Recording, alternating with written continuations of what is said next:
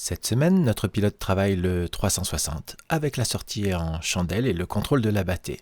Il réalise cet essai en autonomie.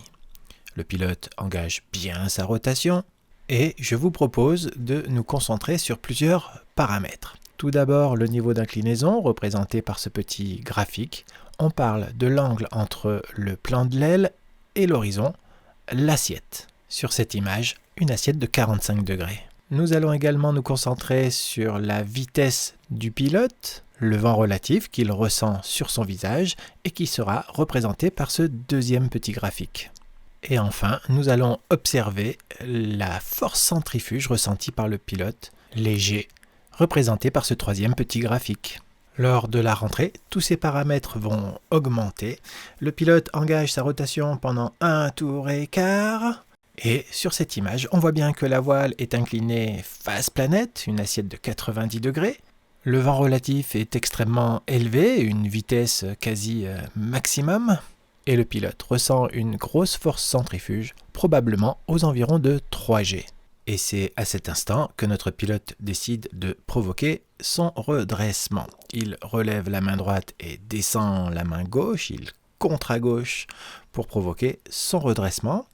Et la voile redresse parfaitement bien. On voit sur cette image que la voile est revenue à une inclinaison de 45 degrés. Il faudrait donc arrêter de contrer et laisser le mouvement de redressement se poursuivre naturellement. Notre pilote va commettre sa principale erreur. Il va maintenir son contre beaucoup trop longtemps. On voit sur cette image que le pilote est arrivé à la frontière avec une assiette de 0 degré et qu'il est toujours en train de maintenir son contre avec sa main gauche. Il faut savoir qu'à cet instant, le pilote ressent toujours autant de vent relatif dans le visage car le mouvement de redressement n'a pas provoqué de diminution significative du vent relatif et donc de l'énergie. Et la force centrifuge, elle, a augmenté. Le pilote se sent davantage comprimé pendant ce mouvement de redressement. Ce sont là 2 pièges sensitifs qui font que le pilote ne se rend pas compte que la voile a redressé et que la ressource est sur le point de commencer. Et cela va l'inciter à maintenir son compte beaucoup trop longtemps. Sur cette image, la ressource a déjà bien commencé avec une assiette d'environ 20 degrés. Ce serait le moment de commencer à compenser le roulis en descendant la main droite. Mais on voit bien que notre pilote continue de contrer avec la main gauche et cela est en train d'amplifier le roulis vers la gauche. C'est ce que l'on appelle une inversion du sens de la rotation.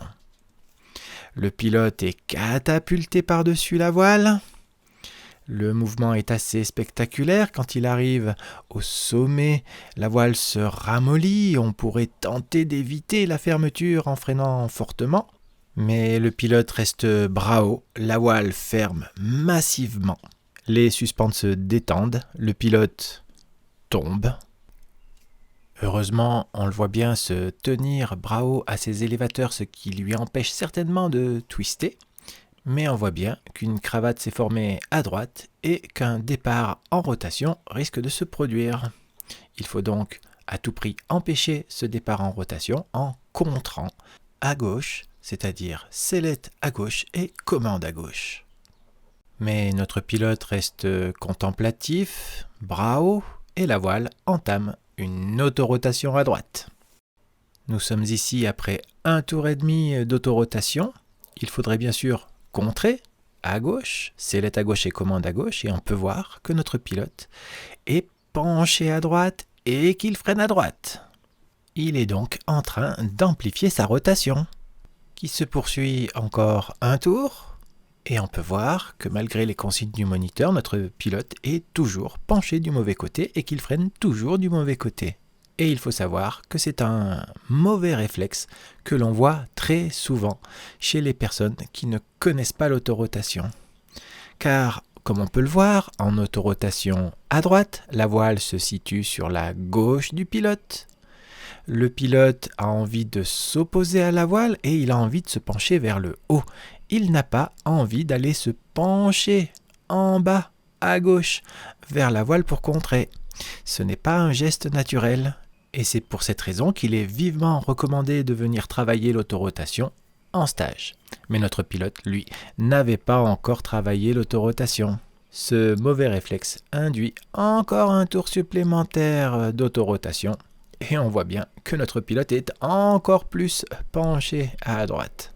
La solution la plus efficace serait bien sûr de contrer à gauche, sellette à gauche et commande à gauche. Une autre solution consisterait à tirer son parachute de secours, mais il faut savoir que dans cette configuration d'autorotation, il y a un fort risque de collision entre le secours et la voile.